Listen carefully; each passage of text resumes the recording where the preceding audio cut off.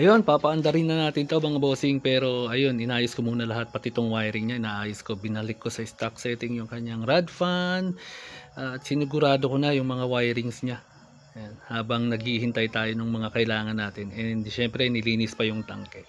Pero rerektahan muna natin mamaya. I mean, sa fuel pump pa rin dadaan, pero lalagay na lang natin sa timba yung gasolina. Para excited na paandarin mga bossing.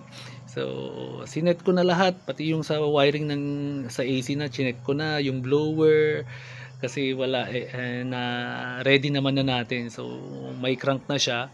At yung pala mga bossing, pagka gagawa kayo ng ganito, lalo na po yung mga mga na stock, matagal na stock na hindi napaandar, matik lalagyan nyo po ng langis yung cylinder nya para dumulas. Pag pinaandar nyo hindi kumapit, baka mamaya kapit na, diba? Mas maganda nga po ikot nyo muna yung kanyang crankshaft para mano-mano nyo ng ikot yung kanyang main pulley para makita natin kung stock up ba o hindi. Kasi pagka crank natin yon ay baka syempre i-check nyo rin mga bossing yung langis, baka naman wala nang langis. At ayun, excited kami. Nakalimutan ko pang lagyan ng langis yung sa cylinder. Ayun pala yung kailangan kong ipaalala sa inyo mga bossing. Pagka may stock na sasakyan na kukunin kayo o papaandarin kayo, halimbawa ilang taon nang na-stock yan, hindi na paandar, lagyan nyo ng langis dun sa cylinder mismo. Tanggalin nyo yung spark plug and then buhuson nyo ng engine oil sa mga cylinder nya. So yan po, tatry natin paandarin ngayon. Yan, paandarin natin mga bossing. Sige boss, start. Yon, yan o, singaw ang kanyang headers sa muffler nya, exhaust nya singaw. Ayan yung sinasabi ko mga bossing na nakalimutan ko, hindi ako nakapaglagay ng engine oil sa cylinder, loob ng cylinder.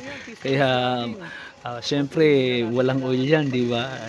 Hintayin pa natin umangat yung oil yan, pero dapat pag ganyan na tuyong-tuyo kasi yan. So dapat talaga lalangisan natin yung cylinder niya, tatanggalin natin spark plug and lalagyan, bubuhusan natin ng oil yung bawat cylinder. Yan, tuloy medyo maingay siya. So katok siya, di ba? Katok. Yan yung nakalimutan namin. Pero buti na lang din, after nyan pinatay namin and then nilagyan ko ng langis na sa mga cylinder niya. At yun nga lang, meron siya talagang mga singaw dun sa kanyang exhaust, dito sa may headers, pati dun sa kanyang may hatian dun sa papunta dyan sa pagitan dito sa likod, dyan sa may firewall. Yan, makikita nyo naman yung usok. At ayun, yun yung mga nagkukos sa kanya na parang palyado tsaka maingay. Gagawin pa ulit namin, ibabalik namin lahat. Maaga pa 2 o'clock pa lang actually. Try muna namin ayusin mga boss. Yan, try natin i-start mga bossing. Final namin, tignan natin kung napatahimik na ba ang makina. Kakating 1 click. Diba? 1 click ayun yun na lang talagang singaw niya sa plant. Umuusok dahil may butas doon sa kanyang exhaust mga bossing. Doon naman kanina dito yung malakas, marami pala siyang mga butas, pero yan lang yan. At tumahimik na ang engine mga bossing. Change oil na lang to. Wala na yung palya mga boss, pero yun, butas nga yung sa exhaust niya kaya pumuputok-putok. Inayos ko na pati wiring, stock wiring, pati yung sa blower niya sa fan. Tinuro ko na rin kay boss, papalitan lang ng resistor block. And pati yung sa rod fan niya, automatic na. Gana rin ang compressor, okay na lahat. Yan, malinis na rin yung sa wiring niya mga boss, yung mga hindi kailangan tinanggal ko na rin pati doon sa loob. And meron na akong nakita sa ilalim nung taas ng evaporator na nginat-ngat ng daga, may putol doon. So okay pa naman lahat ng command niya, siguro yun sa aircon niya kaya may mga naputol na wires. Pagbalik na lang, dahil kailangan bulat-latin ko talaga yun, tatanggalin ko yung dashboard niya para matanggal ko yung harness. At eto, salamat, sarap sa pakiramdam. Masakit lang yung sa likod.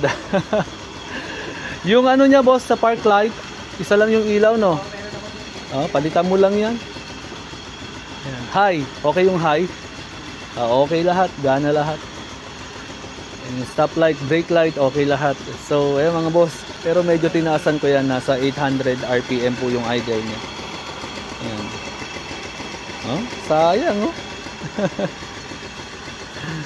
Halos wala na siyang gagawin. Yun na lang talaga. And wala, okay pa rin yung kanyang cooling system. Grabe ang Nissan, no?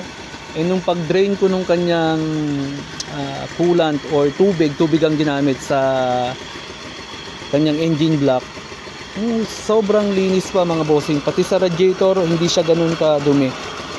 Pero syempre pagka ganyan, papa-overhaul na yan yung radiator.